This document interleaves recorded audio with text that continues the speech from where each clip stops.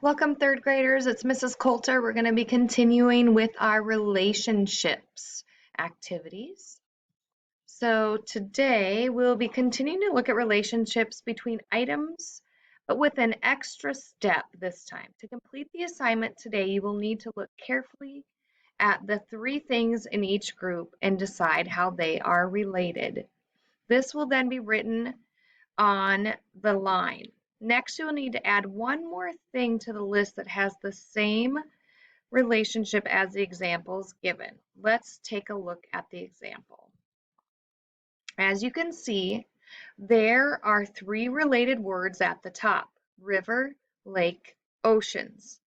One thing I know about all three of these things is that they are all a body of water. I'm going to go ahead and write that on the top line, which we have right here. The second thing I need to do is think of another body of water to add to the list and write it on the bottom line.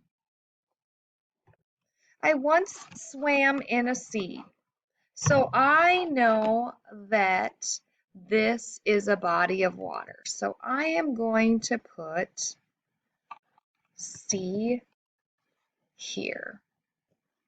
Now, I'm sure there are a lot of other bodies of water that you could add. You could do a stream. You could do a pond. So there are lots of different examples that you could have put for this answer. Good luck finishing the rest of the slides, and I will see you later.